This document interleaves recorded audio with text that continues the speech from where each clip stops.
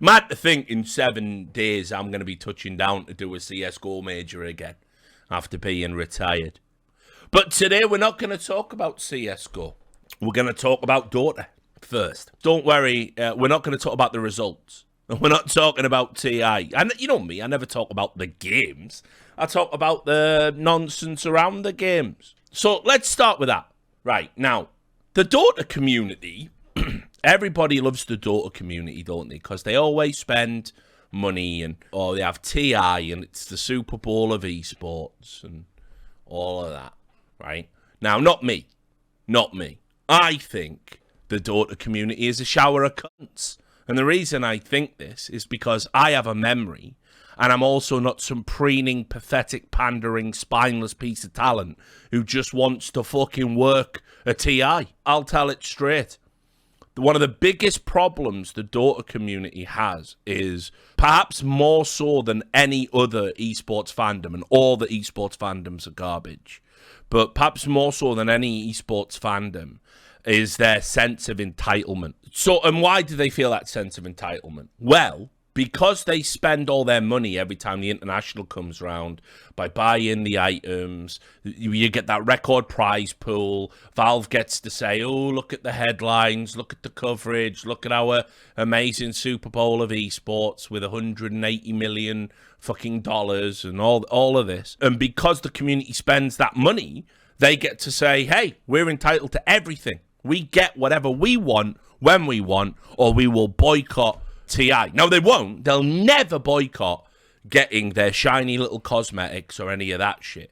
Because actually, for whatever reason, because of an inherent sense of tribalism, Dota fans like the fact still to this day that every sequential TI has had a higher prize pool and it gets all the attention. They've threatened it all the time. Well, we just won't buy it this time. Fuck Valve, we won't spend our money this time. They're never not going to do that. They're never not going to do that, right? Or rather, they're never going to do it. They're never going to boycott them. I just want to give you a bit of background history, right? And as you can see from the title, where I stopped with the Dota community and just have no truck with it whatsoever. It's why, despite, having probably like 4,000 hours in the game, playing it regularly still, it's why I just don't make any content around it. Interviewing like someone like Sir Action Slacks, who I like and consider a mate, that's fine. That's one thing. But, I'm never going to sit down and be like, oh, let's get into all of this. I think honestly, the community turned me off in 2014. And what happened in 2014? Well, there's a free game mode, right, called Dire Tide, right? And what it was is like, you do this thing where you go on a map and it's like one of the old Warcraft maps. That's how it used to be. It's evolved now, obviously. It's more sophisticated. Basically, you kill monsters, you get little candies, you level up. If you kill the boss, you got like drops and items. And they used to put it in every Halloween, right? And so obviously it's October now, so it was already on my mind. Basically, there was just this one year, 2014, where Dire Tide didn't come out when it was theorized it was supposed to. Now, Valve had never said we were going to do it every year. Valve had never said they were going to do it that year. Valve had never said Dire Tide's coming this year. They just didn't say anything because it's Valve. They're not that kind of games company. They don't make regular communications, pander to the community. Their philosophy is zero communication is very often better than any communication, because when you do that, you can artificially create expectations you might not be able to deliver on. So when it didn't come out, the community, right, decided they were going to do something about it. Now, what did they do about it? Well, you don't have to just take it from me, but I'll list it to you. Here's what they did. They created an international incident, essentially, because they spammed President Barack Obama's social media, spammed the presidential Facebook page, right, demanding that Obama uses his presidential executive powers to force Valve to give them Dire Tide. And you're going to go, that's funny, yeah, that's funny. Not great at a time when, there was, remember, it's 2014. Contextually, Gamers were all harassers and racists and misogynists back then. You might remember it. The great Gamergate wars of 2014. Probably not great optics for all of us, for all of our communities. When you're literally taking it upon yourself to harass presidential social media pages. They also created one of those petitions where if you get 100,000 signatures, they have to debate it in the Senate or whatever. Then, Volvo, a Swedish car manufacturer that makes ugly, dog shit, horrible cars that are really fuel efficient, but just look horrible, don't they? I wouldn't drive one, I don't think. They spammed Volvo, you see, because it sounds like Valve. That's the joke, isn't it? They spammed Volvo's socials. It forced Volvo to try and diffuse tensions. They put a statement out going, you know, we don't really know what the fuck's going on here, but give the people what they want. Give them dietide, right? Brilliant. That's going to help. And then dietide wasn't coming because Valve just hadn't made it. Because they didn't, to them, it wasn't an annual expectation. And then there's a guy called Cyborg Matt. He works over at Team Secret now. And he's a cool guy. Basically, he used to do the patch notes for Dota. He used to go in, sort of data mine the patch notes for what the update, you know, what was happening in the next update and publish them so people can talk about them. Doesn't work at Valve, never done anything negative to the community, was considered like a beloved member of the community, generally a nice guy, never in any dramas. So the community doxed him. And when I say doxed, I'm not talking like, you know, oh, they found out his real name. No, they took his name, his phone number, where he lives, and he was getting fucking threatening phone calls in the middle of the night. Give us dietide or I'm gonna fucking kill you. That's how they treated a community member who'd done nothing wrong except give them content. I used to do a thing called the Gonzo Awards back then, which was every year I would recognise what was dog shit in esports. Because at the end of the year, everyone's going, haha, esports is the best. We're the best. Yeah. Right? Everyone's doing that. So I did an alternative award ceremony where I would say, like, here's the worst things in esports. And one of the things was worst fan base. And obviously, in 2014, the Dota 2 fans won it that year. Hands down. It's one of the worst things I've ever seen. It still remains so to this day. I would have thought there would have been, like, some universal condemnation. I would have thought maybe Valve might have said, listen, guys, don't do this. It's not cool. Nah, there was none of that. Do you know why? They spend money. And so I'll show you, just to prove, like, I'm not making any of this up, because it does sound a bit far-fetched, right? This was the article on Gosu Gamers. Have we gone too far? A diatribe, and you can see this was an editorial put out on Gosu Gamers, an endemic Dota site for many, many years. And you can see, look, it made it into Forbes headlines. Oh, this is the other thing they did. They review bombed their own game. Nearly forgot about that. They went on to Metacritic and review bombed their own game. There's the a very sad-looking Barack Obama there. This is the Volvo response, right? This is what they did to Matt Bailey. Now, what's super interesting is, even though there should be a sort of condemnation of the behaviour, you can't, nobody in the Dota community has the fucking balls to ever call them out on their shit. Everyone always goes, yeah, but they just want to be liked. They just want to do TIs. They just want to make their content. They just want to make their money. They don't want to be frozen out. No one ever calls the Dota community out on their bullshit. No one endemic anyway. Look at this. Even in, right, this is all the things they did. This is all bad. We should all agree it's all bad. It's stupid at best. It puts gaming communities in a bad light in the middle. And there's doxing involved at worst, which nobody deserves. As juvenile as this outburst may be, the underlying reason can and should not be ignored. Valve's complete lack of communication during all of this. As if, by the way, you stamp your feet and have a tantrum and Valve have to come and pander to you. And actually, yeah, turns out that is now how we just roll in the Dota community. It leaves a mark on a company's once pristine image. Oh, right, it was Valve's image that was affected by all of this. Maybe it's time for them to reconsider their stance on hiring PR staff instead of leaving it to personalities within the scene to trickle down information. Even if they release the most impressive content update in the next week, the damage is already done. That could have easily been avoided or at least diminished by a short statement. That said, it's sad to see valid criticism for a company to be this misguided and go this awry, even though it was blanketed in humour at first, right? And then down here you can see just a random commenter, Freaky Droid, said, Dietide was the tipping point, but the dissatisfaction from the game has been building up for quite some time now. Matchmaking, report, commend, server issues, etc. Perhaps the whole thing is childish, but the community tried to be heard in a civilized manner for over 2 years. That didn't produce any results, so this is perhaps the only way left to go about it. I'm proud of the Dota community. As in dire times, they voiced their opinion as one. Yeah, brilliant. I'm proud of the doxing. I'm proud of fucking spamming political outlet social medias, right? So you have to understand, like, historically what the Dota community is.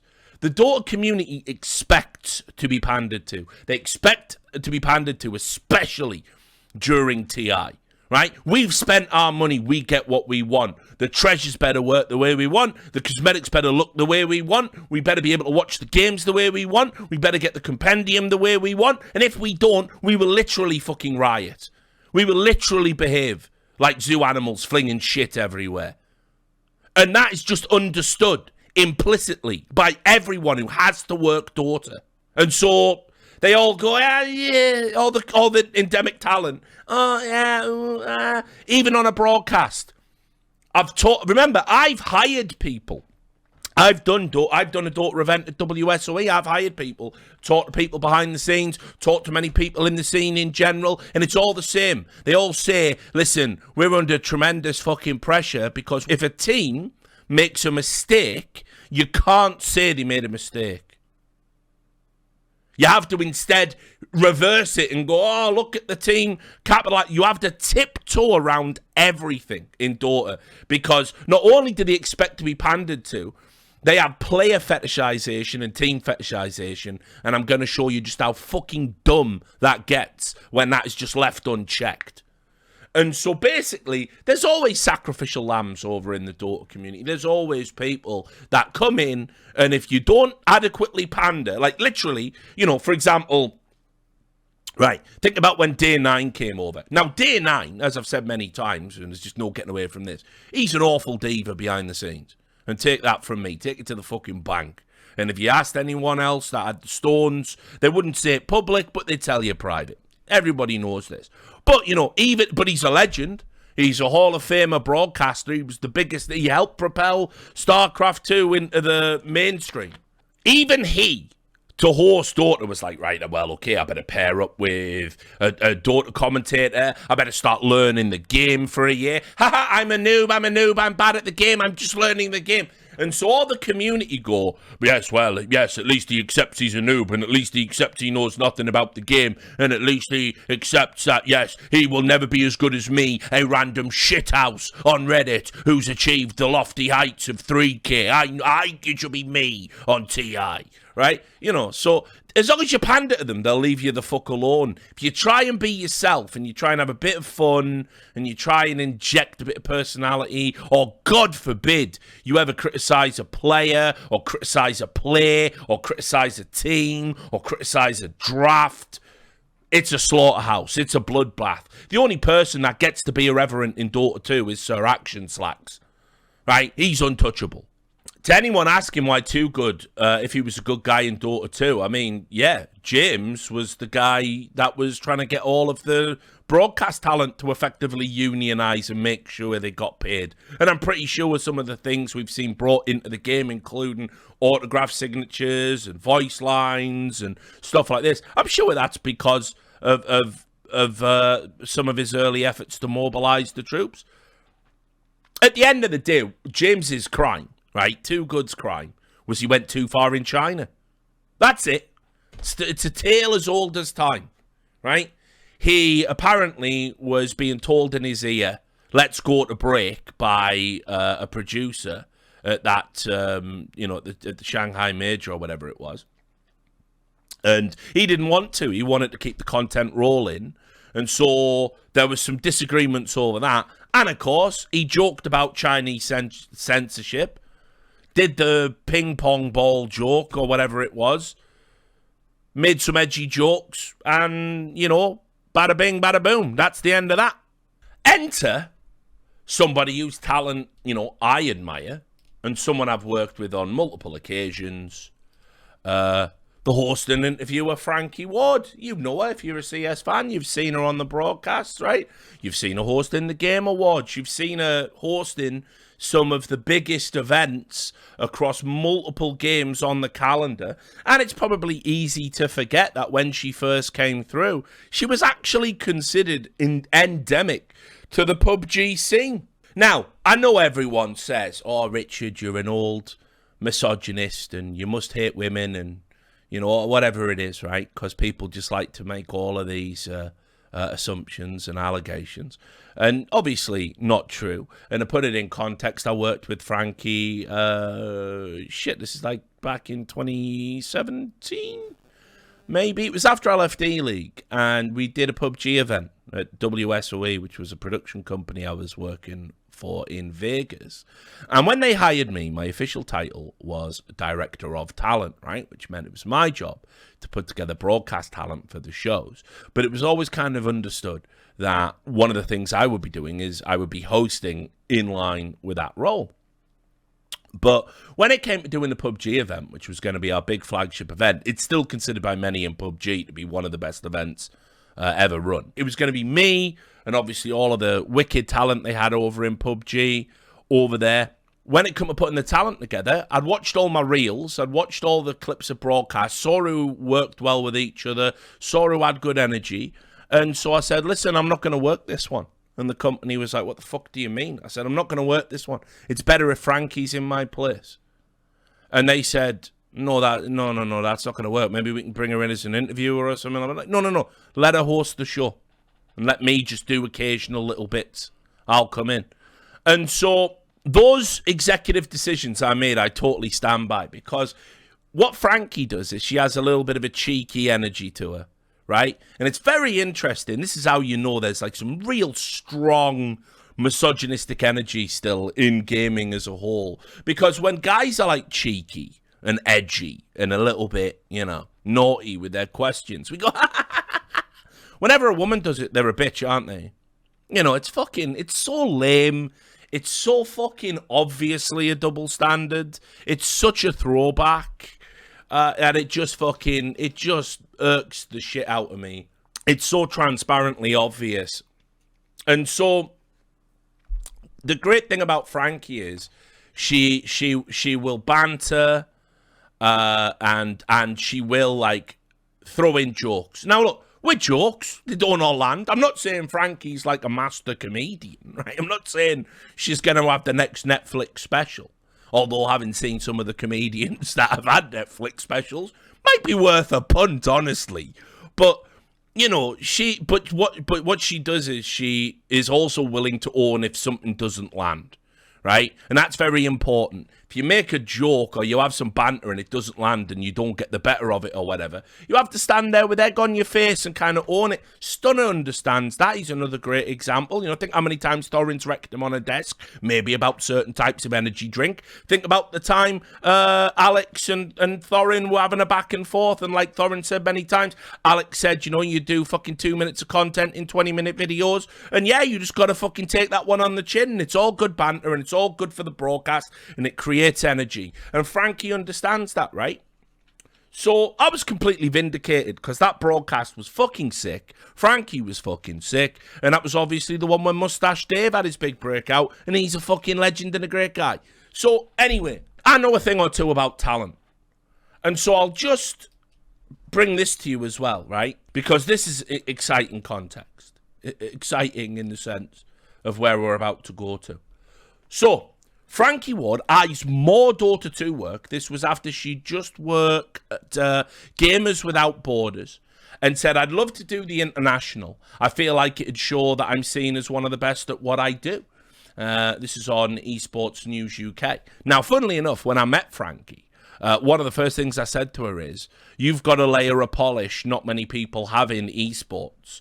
So eventually you will ascend, and you won't talk to bums like me because you'll be doing things like TI in a few years. And once again, because Richard Lewis knows a thing or two about this business, I was absolutely correct. Tell me if this sounds like somebody who has walked the right path to try and ingratiate themselves to the Dota community. There are two things I'd love to do this year, Frankie said. Counter-Strike may have its first major in over a year, so I'd like to do that. That would be the PGL major, which will hopefully take place in October or November. And I'd love to do TI. That's such a big deal, and I'd love to be able to say I've achieved that. The great thing about TI is you have your Dota talent, which is among the best in the business, and you have other people come in like Day 9 and Machine. So I feel like being invited to do that would show that I'm seen as one of the best at what I do. I did Gamers Without Borders and interviewed several different teams about the event. That's the only Dota work I've done, but I want to get to know the game and do a good job. It seems like a fun game community, and I can totally get on board with that. Frankie is a well-known host that has worked a number of tournaments in different years, from the Intel Extreme Masters to DreamHack, the Overwatch League, League of Legends and more, and it seems like she'd like to get involved in Dota 2 more now, partly due to its community. Since I've said I wanted to do Dota, I've had people in the Dota talent scene tell me they'd be up for helping me, Frankie explained. It's such a nice group of people who I've shared a green room with in the past, and that kind of thing fills me with joy. I can learn to love any game, and Dota is obviously much more complicated to learn than other things, but I want to play it and get more involved. Right, PR 101. She pretty much aced it there, hasn't she? Like, you know, she hasn't said anything bad or anything stupid. She's gone through the usual route. You have to go to a bowing and scraping. Oh, look, your game is the most complicated game ever invented. Only fucking Stephen Hawking level geniuses can play it, and you on Reddit are all the Stephen Hawking level geniuses. I will learn the game. I will stream me learning the game. Please just give me a chance. Please, almighty Dota community, will you just give me a chance? Right? She's done that. I'd never do that. Right? I didn't do it when I worked the event. I remember when I hired Moxie at the event. Also doing TI, another great woman in esports who's too fucking talented for this business, frankly. And I saw the crucible she had to go through. And when people were calling me an idiot and saying I'd hired bad casters and all of this stuff, also from the Dota community, I just said, stick it up your arse, you're all morons. Fuck you. You'll never see me doing a mea culpa to you cunts. Give dietide, you fucking pricks. So Frankie was in a good spot, I thought, going into to TI. Widely regarded as one of the most versatile hosts and interviewers we've got in the business. Clearly talented. Clearly, as well, having worked with her, absolutely game for anything. Think of all the CS events where she's gone and interviewed fans.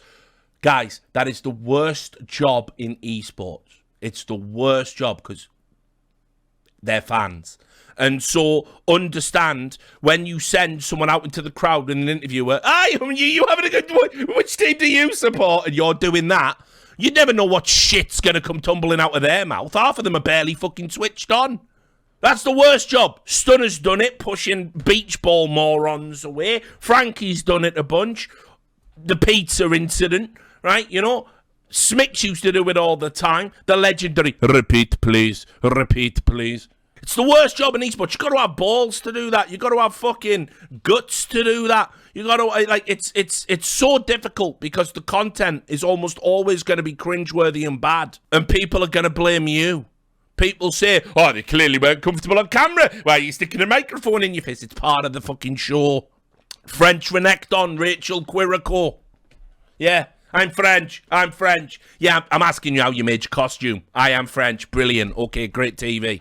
Right? Still one of my favourite clips, like, but whatever. That job is fucking solid. I'd never do it. I've been a stage host. I've had to do crowd interactions.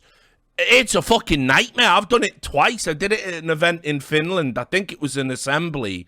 And I did it for a fucking Mad Cats promotional event. And I hated it. And I promised myself after Finland, I said, I'm never doing this again. Coming on stage in Finland and the people are just looking at me like, and I'm like, yeah. Like, fucking garbage. Absolute terrible. One of the things Frankie had to do in a job was do, like, essentially the sideline interviews. Now, I've heard it referred to by some broadcasters as the mix zone.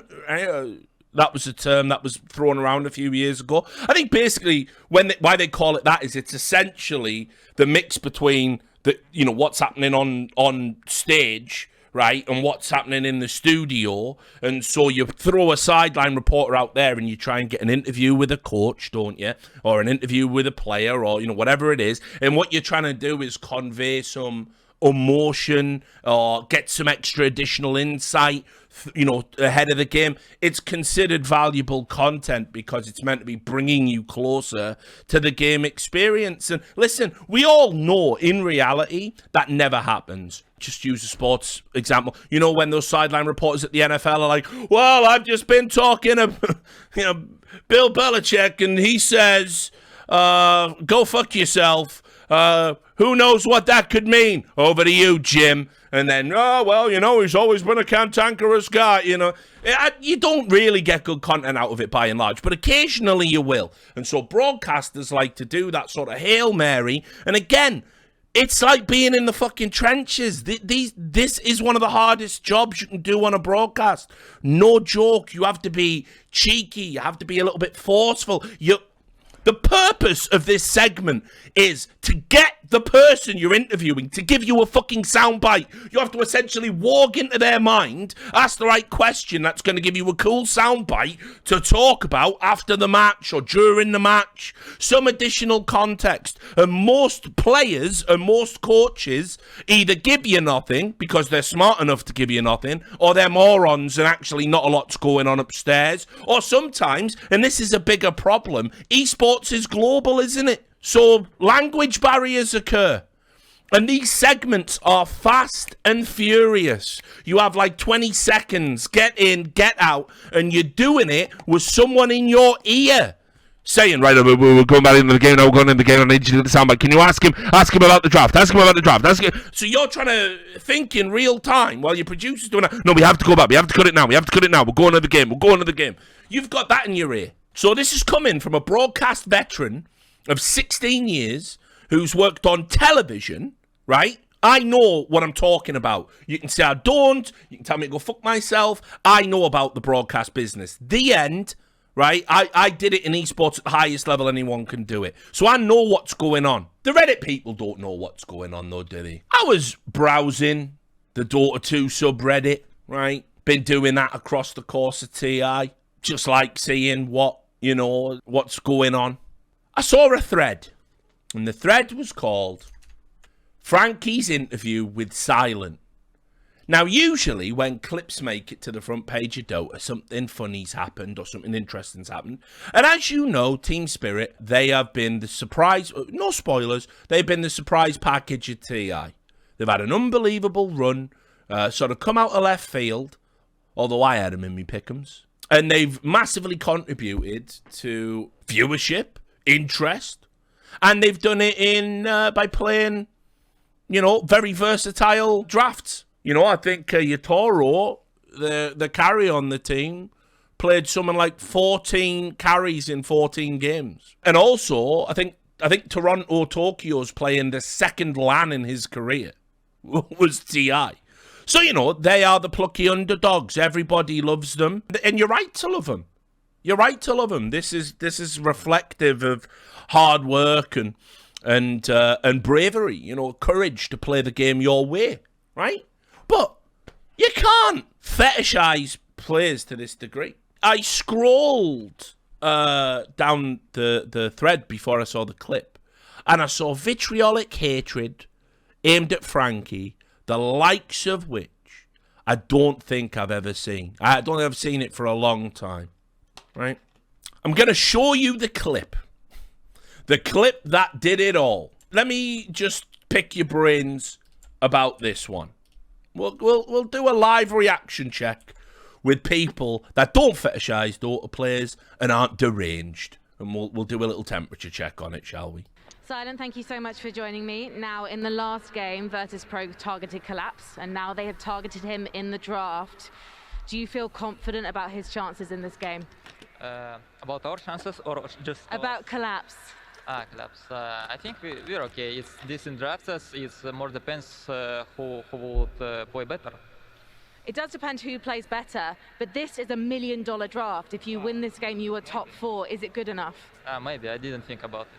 You didn't think about the draft. Fantastic. Well, this is going to be quite the showdown. So we're going to head over to ODPixel and Insania to get this game underway. Yeah, that was it, by the way. No joke, that's it. That's the big drama. There has been a little bit of a misunderstanding because obviously, in my opinion, right, I think what he means is he didn't think about the jump up from 500,000 to $1 million, right? He just didn't think about the money. It's interesting because everyone on the broadcast and everyone at home and everyone on social media is talking about the money. But if you know anything about the teams when they get there, it's like there's a lot more going on than just the money. In fact, actually thinking about the money isn't particularly helpful because, you know, you're suddenly in this world where it's like, oh, if I win this game, it's life-changing money. If I don't, you know, I can probably buy myself a car, you know? And it's like a lot of people just drawn that shit out and they tunnel in on the drafts, they tunnel in on the performances. There's a lot of togetherness and team building that goes on at Dota. You know, you don't have to take it from me. You can go watch any of the First Sight documentaries to understand this. It's pretty much universally accepted that you don't think about the money until you're getting the check. It's easy for me to sit here and say that, isn't it? Because, obviously, I'm in my office. I'm on a stream. I'm just chilling. I've had a cup of coffee. There's no one talking in my ear. There's no rush to get my thoughts out, to get my words out, right? Obviously, while I think there's been a misunderstanding there, I don't think that's rude or insulting. And you can clearly see from the picture-in-picture, the game is starting, and almost certainly Frankie's being told, we have to get into the game, so end the interview now. And so the takeaway she's gone with is, right, oh, he didn't think about the draft. And because I'm not socially inadequate, like a lot of Redditors, I understand from the tone in her voice as she's doing the throw, she's not insulting him, saying, oh, you don't do your job and don't think about the draft, you're an idiot. She's saying it's badass. She's saying, oh, $1 million draft, and he didn't even think about it. As in, yeah, these guys are fucking brave, courageous competitors. That's clearly the angle that she was going for, right? Unfortunately, a lot of people have social disorders just on the internet in general. But what you do find a lot of them gravitate to our thing. And this thread is just a fucking abomination. And much like my last few streams, you know, where we've talked about like just how dumb the average esports fandom can get and the dumb things that they say. What I'm about to show you, it's not really all that funny because this has led to the harassment of a woman who's 7 months pregnant for not doing anything wrong. I mean, if you're watching that clip and you think it's some sort of egregious sin and an insult that requires her to be removed from the broadcast, unfollow me on it. Just go away. You're a problem in esports. Like, people like you kill our business. We honestly, it doesn't matter how much money you spend on nothing. You make our business a juvenile shithole. So if you honestly believe that, you can fuck off for me. I know most of you don't. I know I've actually cultivated a genuine community that's capable of understanding, you know, nuance and things like that, right? Let's just go through this 605 comment thread.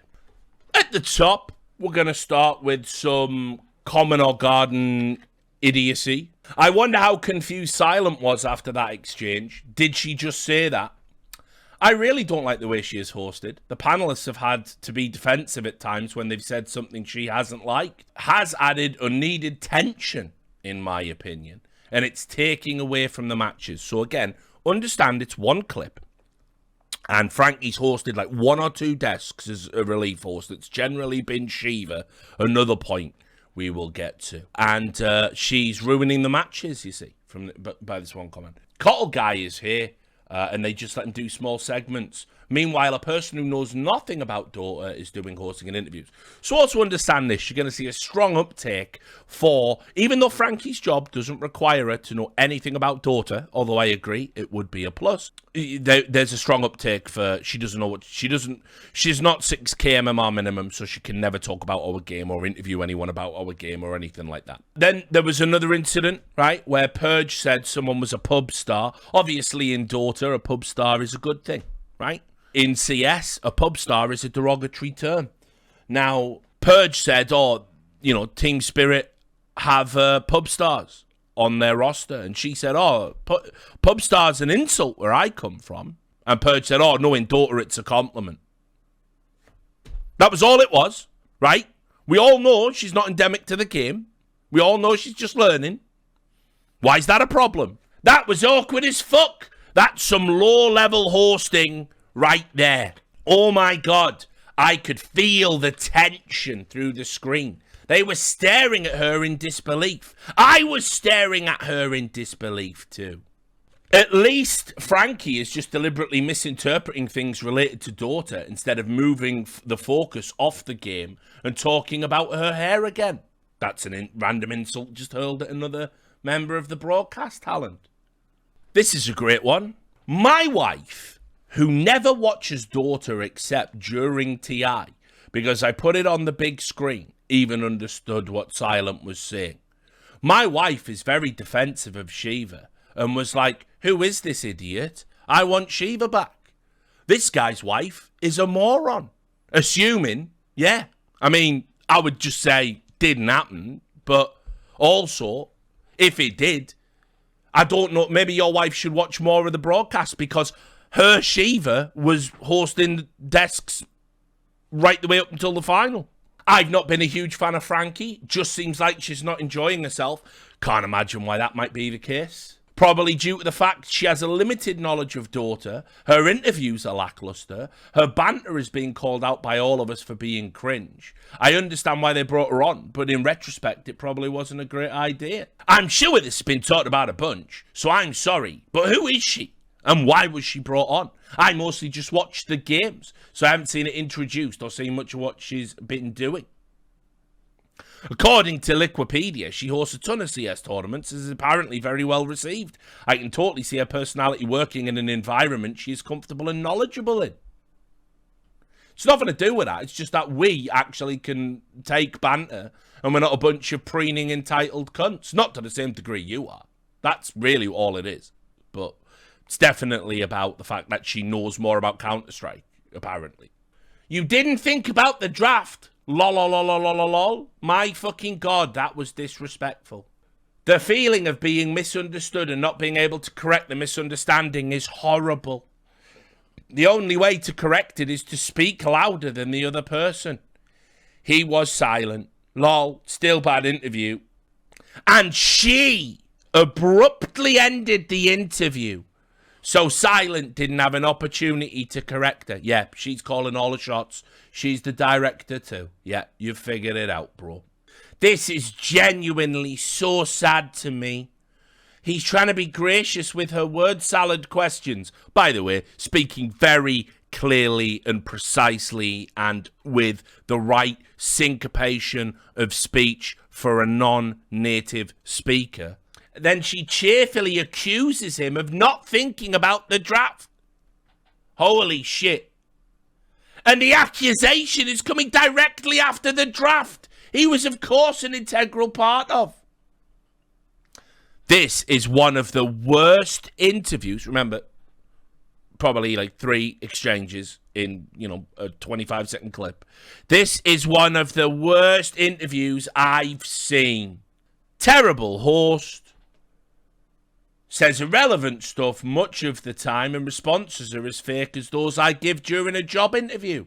I also observed she does talk about herself on many occasions, like the viewers are interested in her life more than TI. Yeah, I did miss the Frankie Power Hour this TI, not gonna lie, didn't see that one.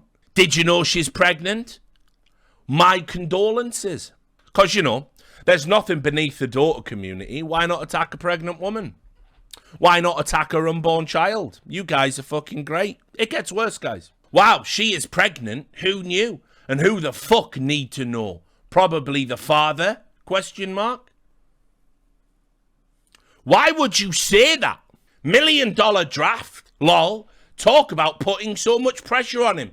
Yeah, the interview was the final pressure straw, not being at TI, not having a deep run in playoffs, not being in the lower bracket.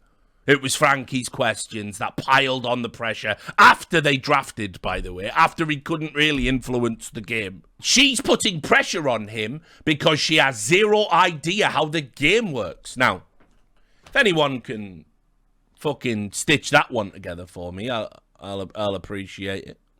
You don't need to know how the game works. All right, someone's about to say something sensible. No. Any pro tournament with big money on the line, it's never right to pile pressure on by talking about the high stakes directly before the game. You hear that, guys? Never happened in sports. Never talked about the high stakes. Before the Super Bowl, they just go, well, you know, it's just another game, isn't it? You know, they never talk about the high stakes in a game. It's never right, guys, because what if the team sees it and you put pressure on the precious little players that are about to become multi-fucking millionaires? Yeah, all right then. My heart bleeds. The players have to put that out of their minds so they can play normally, and yet the pre-game interview brings it up. Yeah, you don't need to understand Dota to have a decency. She has the typical journalist vibes, and it's very obnoxious. Probably taking notes from football coaches and player interviews. They always have these kind of questions in the UK. Not just in the Premier League, in any league. Almost all coach and manager players hate journalists because they like to ask stupid, outrageous questions, debate a response that can be used as a headline. Yeah. Frankie is really not cut out for the job. This was sad and infuriating. I really hope she never works for Dota again. It just doesn't work. I don't mind new talent, but give us talent who earned that position, right? So all of her fantastic work, she's worked Overwatch, she's worked League of Legends, she's worked CS, hosted multiple awards, right?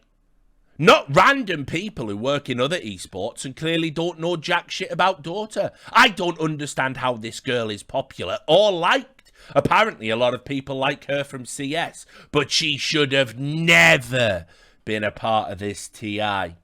Frankie is such a wreck interviewer. Why she always inject her own opinion during a conversation? That's not bad in itself. But her opinions freaking stink. Now let's just pull some bullshit out of our asses. Right? How hard can it be to find a decent host? Apparently, many declined due to COVID, but that's just rumours. Who knows? Yes, try to lag me on Reddit as the fucking inside scoop on it all. B-Cop be like Saj. Now, listen, I've talked about that on another stream. B-Cop should have been there, but he wouldn't have been doing Frankie's job. So what the fuck are you even talking about?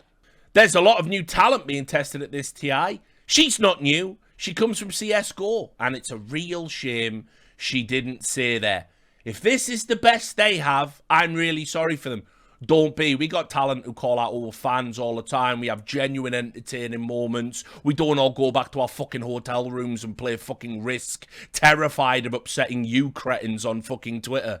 So yeah, we're the rock and roll fucking esport. Actually, the CSGO scene is under fire because they announced the upcoming major with 0 female talent.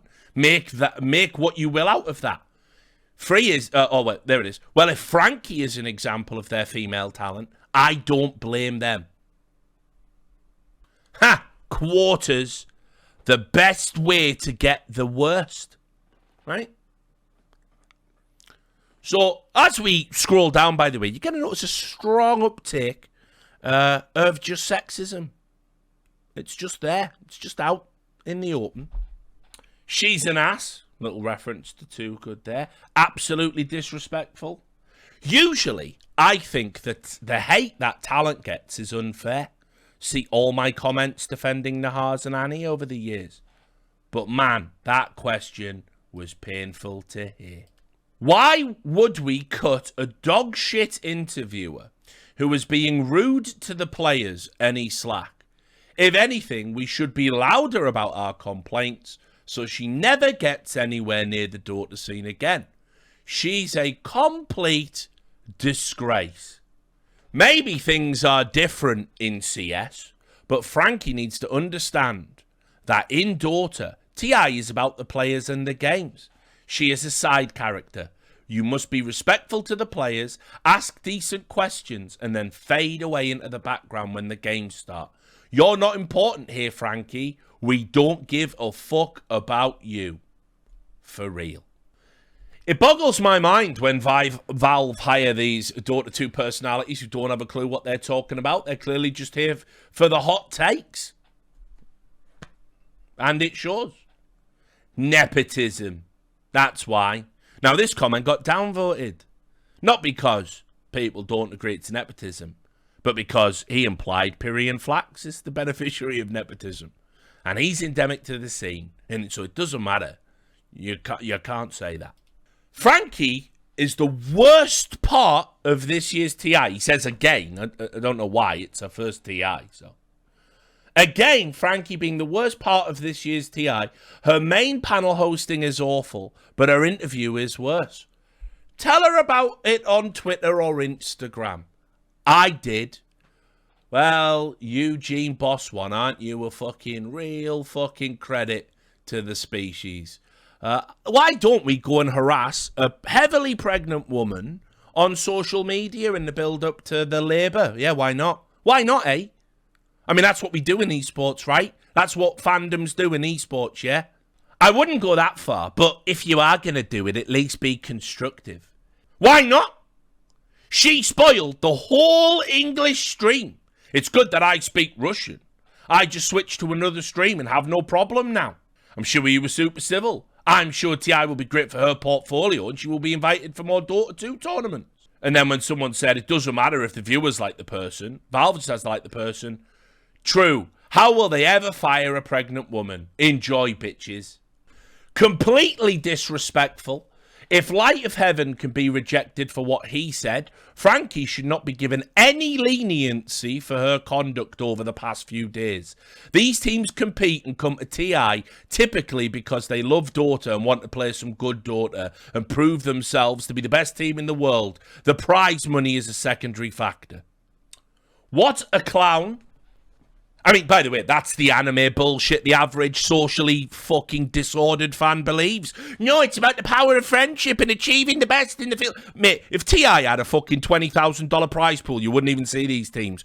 By the way, I know for a fact, because for other tournaments outside of the DPC circuit, Dota teams demand appearance fees to compete, even if there's a prize pool there. It's not worth their time. So shut the fuck up.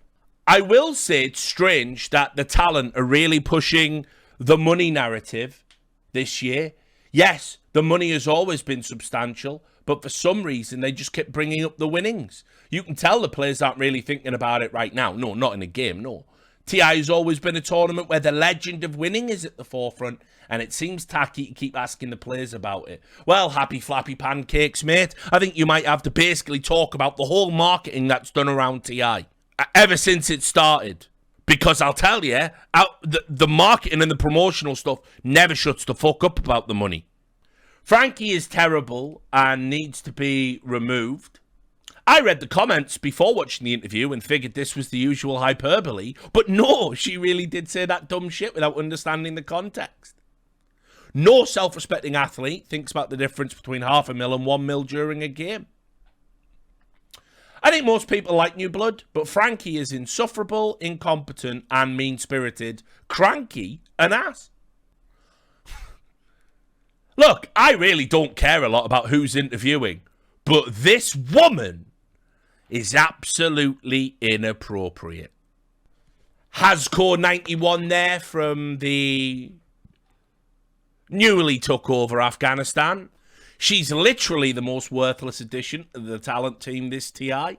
What a shit show all her interactions and hosting has been since day one. B-Cop lost the spot at TI to someone like this. For real. Remember, we're now comparing casters to hosts and interviewers. For real. What a shame. I mean, this is just mentally ill, isn't it? Bring Slacks or Shiva for such interviews. Shiva's literally in the studio. Frankie doesn't have much idea about what she is saying. Probably a 5k account buyer.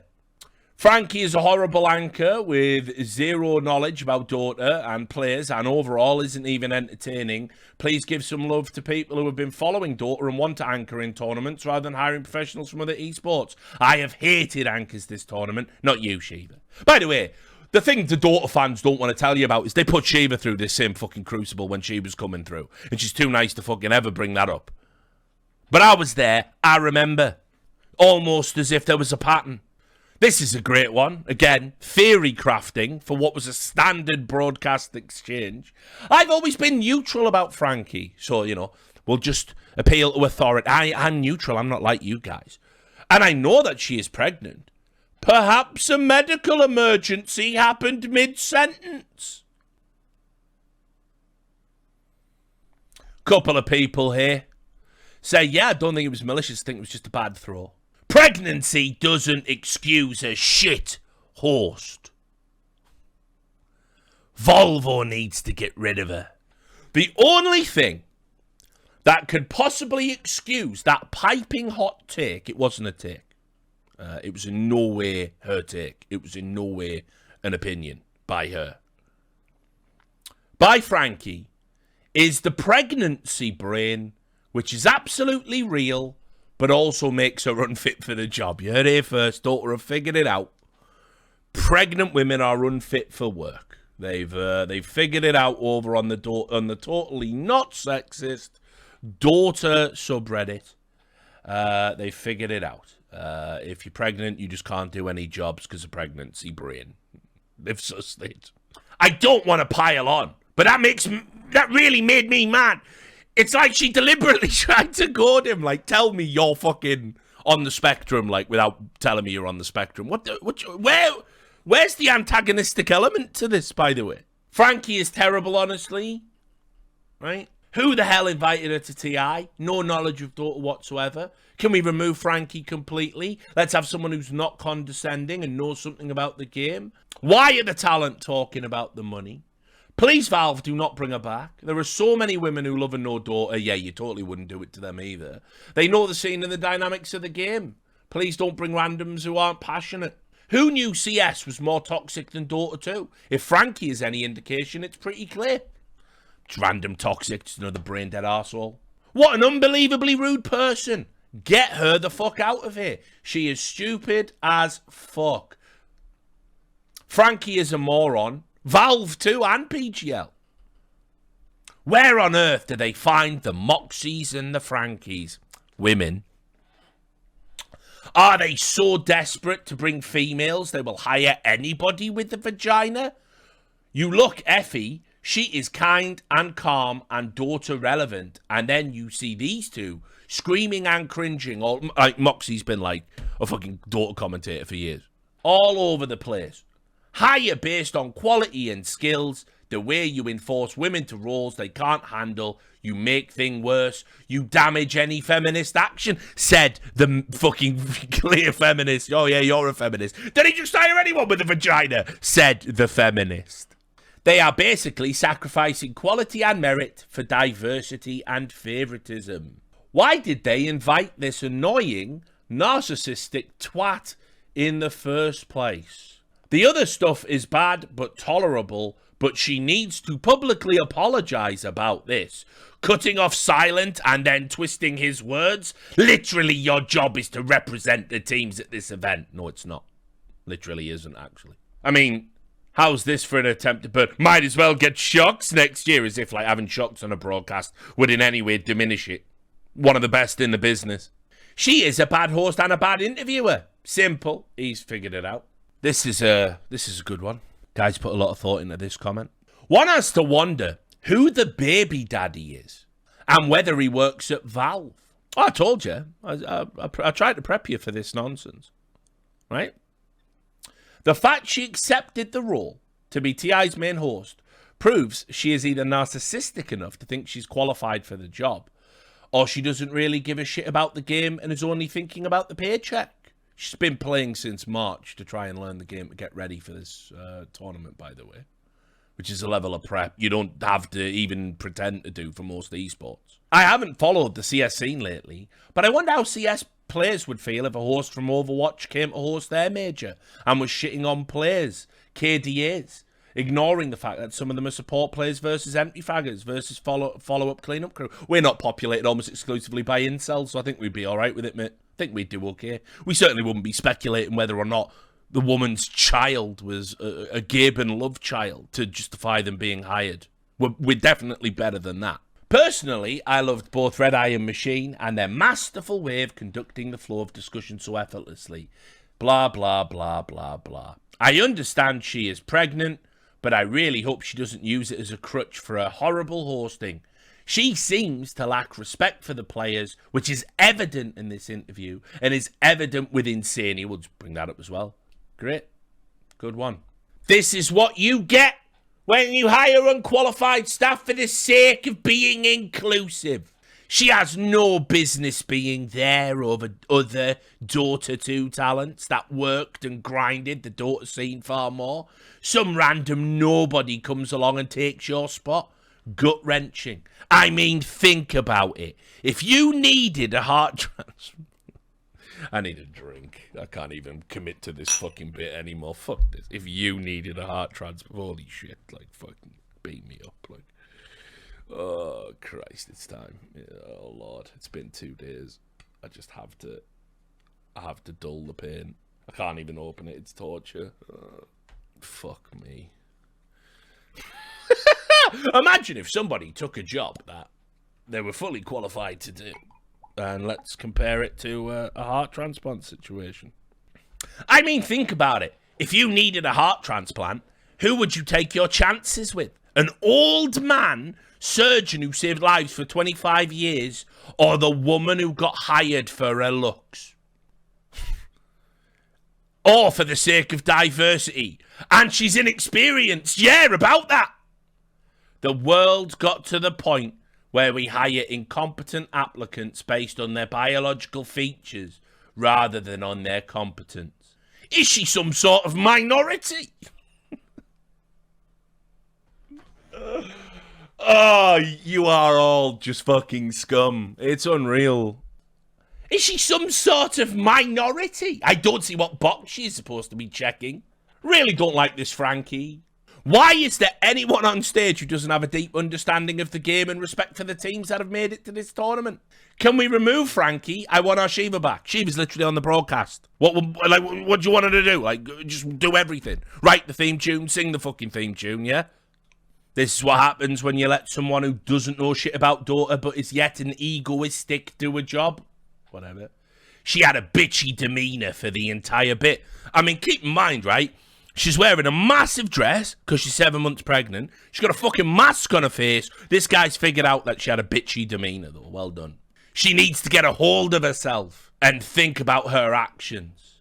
That is just straight up bullying. Not like this thread. Not like coordinated harassment of a pregnant woman. That interview question was straight up bullying, guys. She's just trying to make him look bad. Yeah. Frankie even called me up. She did. She called me up that very day and she said, Rich, don't tell anyone this, but I hate Team Spirit. I hate them. They ruin my pick'ems. I hate them. If I ever interview them, I'll ask them the questions that'll, make them look like you fucking moron. What are you talking about? Do you understand talent? Like, legit just doesn't even give a fucking shit. Especially if you're non-endemic to the scene. You follow the storylines, you come out, you do your job. That's it. I don't then sit down and go, oh, yeah. It's only really in the smaller scenes you even build up relationships like that. She should be removed from TI10 and from Dota in general, just like James was removed. Yeah, a little bit fucking different, I would say. At least we have diversity. Never like Frankie in the CSGO scene. I find Frankie annoying and boring. It's interesting, good combo. Not enjoying Frankie, have some respect. She is 7 months pregnant, guys, so some hormone takeovers should be expected. I am rather wondering who invites a pregnant woman to a high COVID risk area. More on Valve, apparently. I wonder how many fuck-ups each person is allowed. Frankie is an abomination. Second abomination there. Frankie, Dota is not for you. Go back to being hype about Total War. I hate Frankie so much. I don't know why Valve hired a zero game knowledge, arrogant. And there's a lot of meaningful discussions that could have been expanded. But she simply moves on to the next topic on her list because she knows nothing. God damn. I don't hate her personally. I just want her removed from the panel. Ban Frankie. She is insulting the International and its viewers with her unprofessional appearance, lack of knowledge, and cringe humour. Frankie has been insufferable and dog shit at her job from day one and isn't improving. I respect her for banning my Twitter account. There you go. They are harassing her on social media too. You blocked me! You banned me! It's a woman, so she will not get cancelled. Sorry, no sorry. Wow, she should apologise for that. That's unreal. Get that ape Frankie out of there. She's a train wreck. If she isn't able to do a job properly because of health reasons, she should not have accepted the invite. No one's brought that up. Really annoyed by this dude. Says the weirdest shits on fucking TI. Frankie has to go. Oh yeah, it's the girl with the yay me voice line. I saw this shit coming from a mile. She sounds jealous. Jealous of a Dota coach. And there you go. Now, what I won't do, because I can do another hour on this. And you're going to go, how can you do another hour on this? You've read all the comments, Richard. You literally read them all, right? You literally read them all. Yeah, I did. I read them all. I played Pokemon with them comments, didn't I? Read them all. I hope, by the way, that demonstrates just how fucked up the Dota community is. Like, the people who think they're the voice of reason are going, well, of course she's doing a terrible job. She's a pregnant woman. What did you expect? Like, they're the voices of reason, are they? Like, anybody, by the way, anybody, this is how you know moral cowardice in the Dota community. Who's come out and defended her from any of the broadcast talent on the show? I haven't seen it. Why hasn't someone put a statement out saying harassment's not going to be tolerated? Because she is being harassed, yeah? Well, it's all Richie the misogynist to the rescue again, is it? Is this the best the industry can do, me? At this rate, I'm going to be the male feminist. I'm going to be the white knight. What a terrifying reality that is, you know. But I was on record immediately after the PGL hirings, wasn't I? Did a stream and I said Freya should have been there. She should have been there instead of me. Of course she should be. She was the steward of the fucking online era. It's only fair and just that she was hired and added to it. But unfortunately, because of the way that went down, it detracts from the achievement now. Listen, I don't give a fuck. I'll call anyone out on their fucking nonsense. But you know, imagine a world where it's me. Come on, man. People can fuck. You can do better than me. Somebody from that show has to come out and say Frankie did a good job, or that, you know, where like the community reaction was outrageous. Because at the end of the day, look, right, my view has always just been, it's very fucking simple. I mean, first of all, right, this will blow your minds. I like women. I actually like women. I know, mad, mental. Know many women, known loads down the years, like them, think they're great, you know. Not all of them. Some are cunts.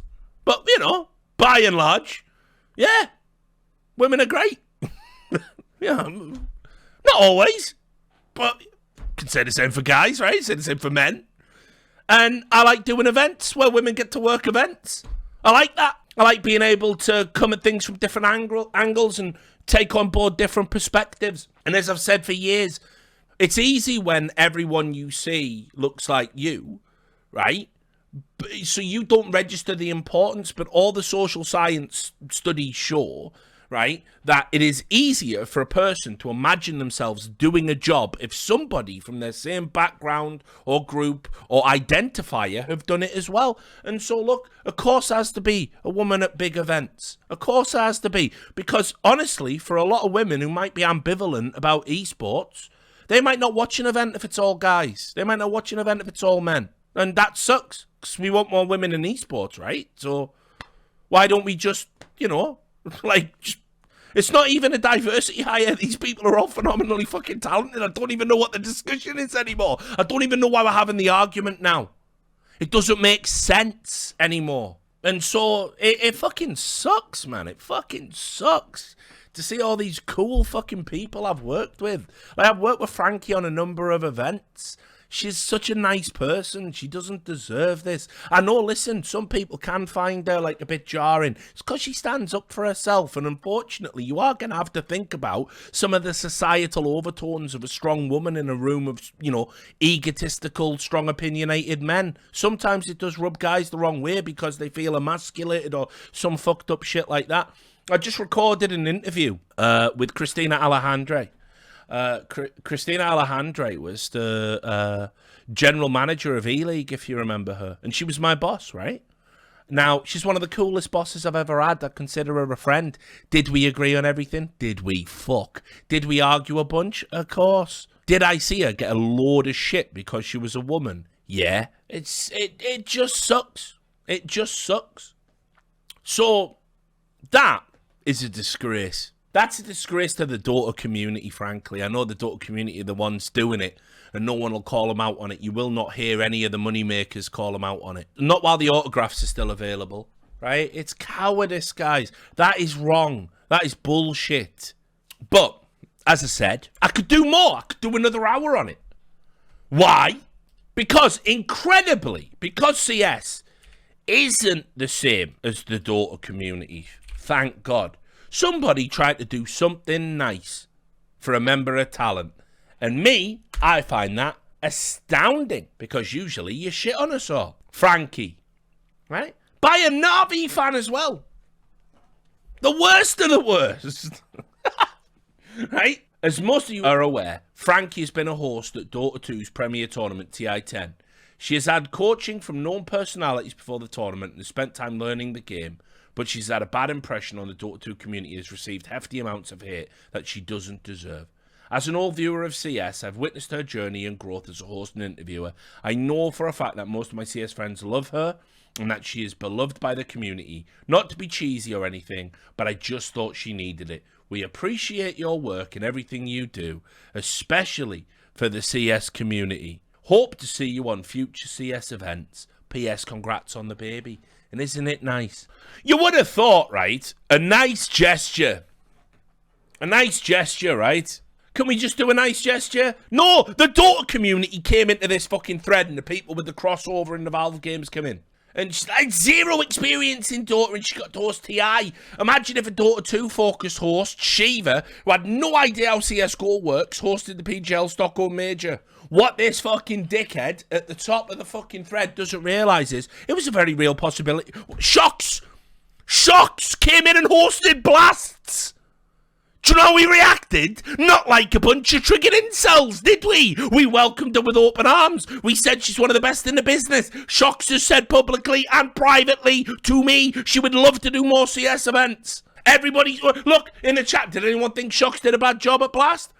Anyone get triggered by it? Anyone said she had no point being there? No one.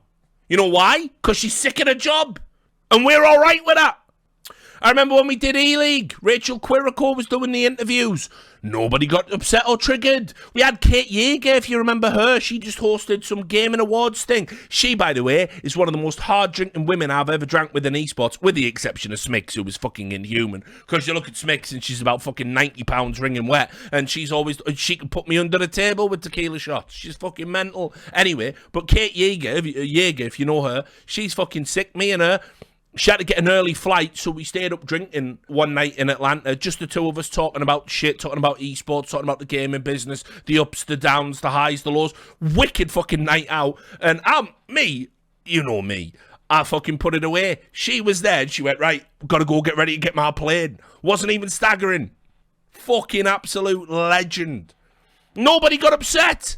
Nobody complained. Nobody said she had to be removed. What was that clip? Who did that bit with Neo? Do you remember? Wasn't there a drama in CS, and it got slapped down because somebody said something about Neo, and Neo said, no, I will not insult my opponents or whatever. They are very good. You should be nice to them. And who did that interview?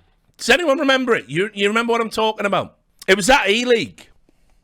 I can't remember it. But anyway, nobody went mental. Nobody went mental. I'm sure it was Smix.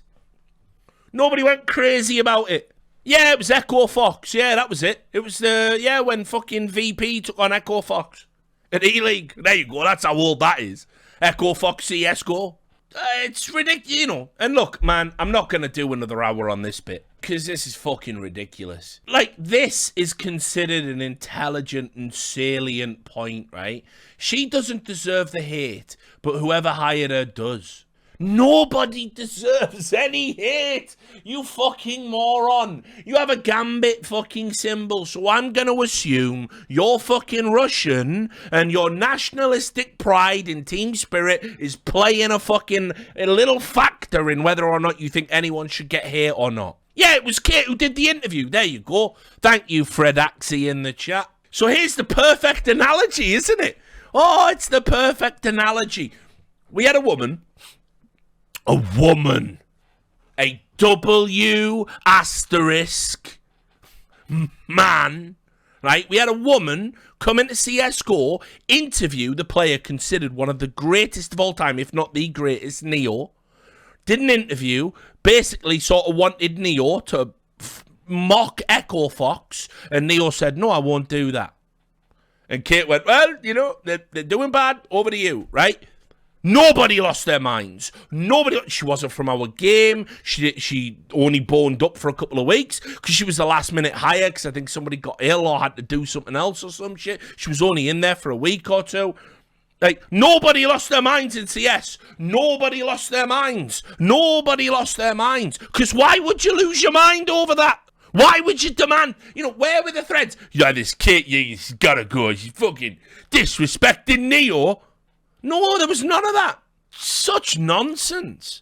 The elephant in the room remains that, would this be happening if it was Kyle? Kyle is a guy who came into the Dota scene and was deliberately irreverent, and fuck me, he was a breath of fresh air. He was a breath of fresh air, right? Wasn't he? He injected life into a sterile scene. Both him and Rich, by the way, did that.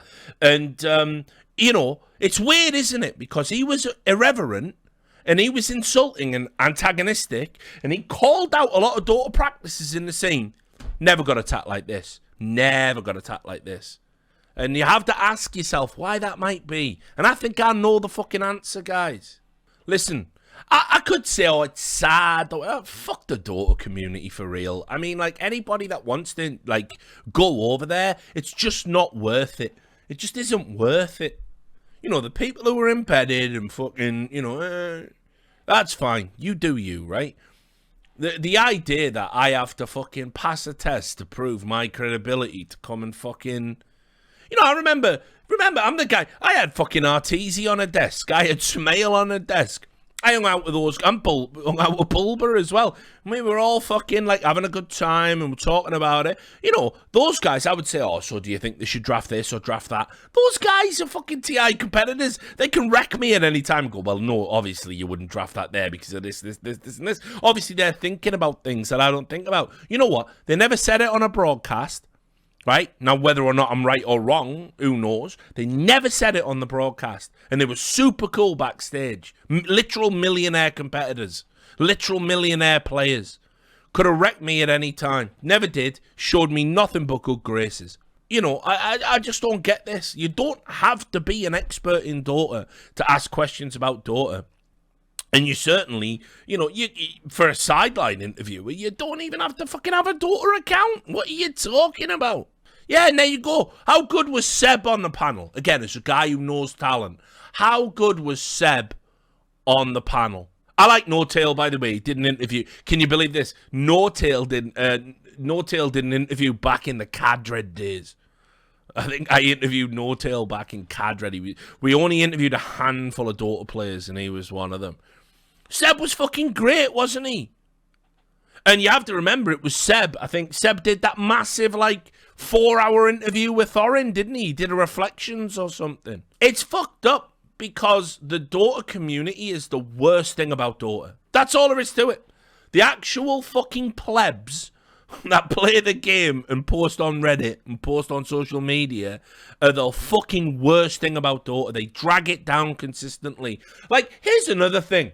You know, I just did a fucking stream the other day talking about, like, GG Easy and how ridiculous it was and how it makes the fucking League of Legends community look like a bunch of mollycoddled idiots.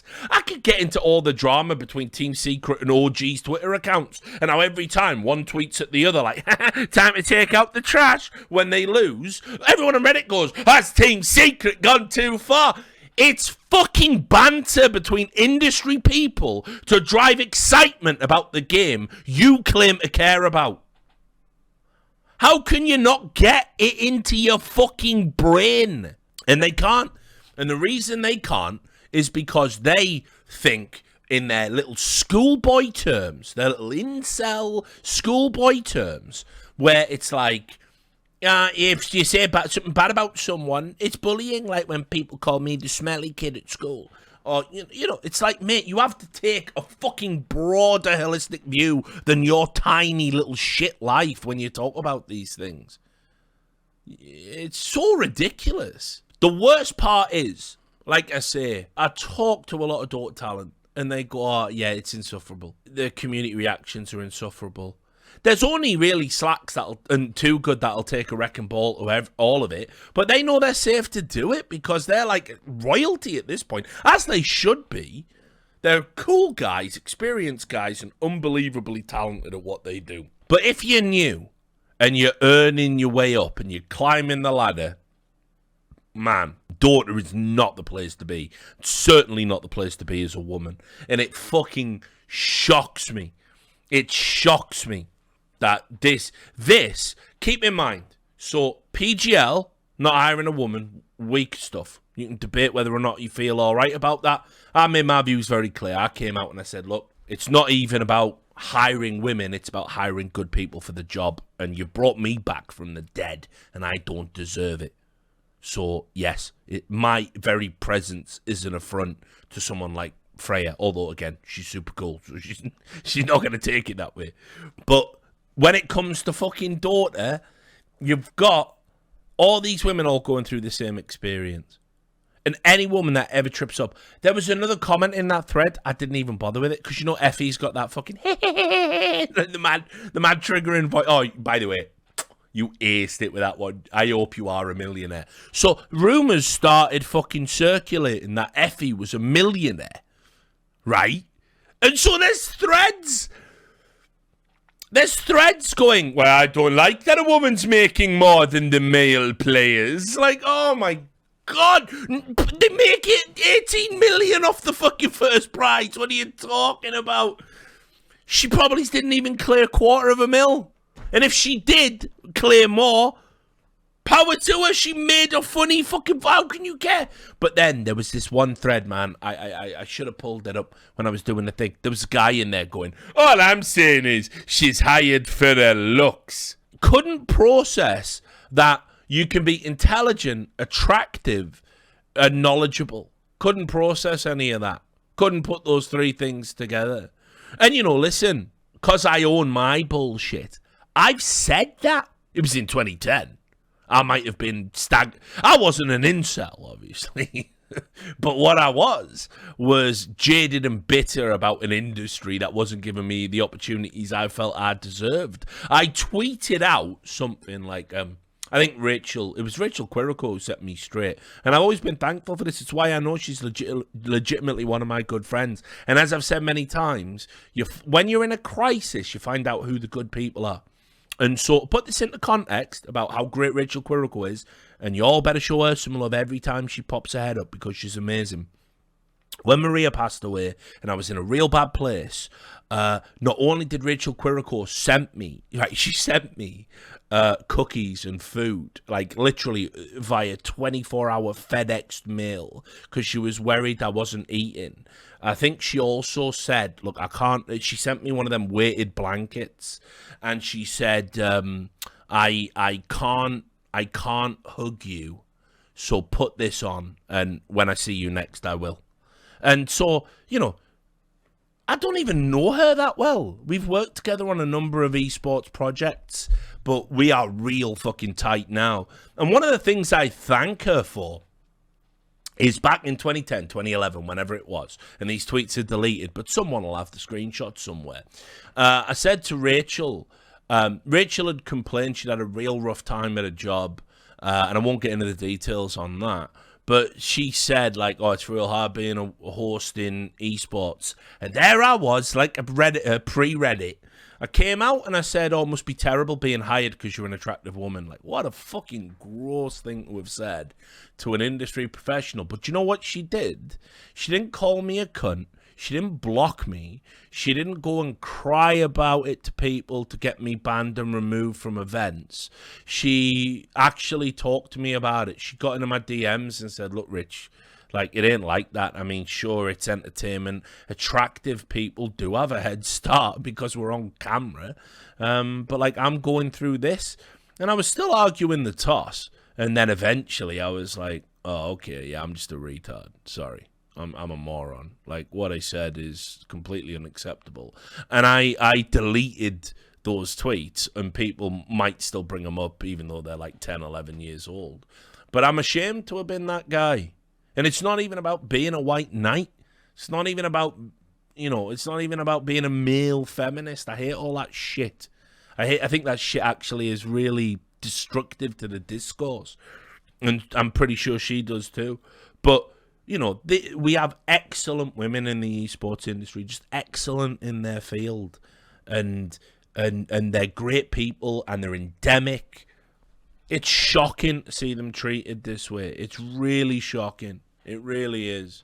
And like I say, Rachel's one of my like fucking top 10 people in esports.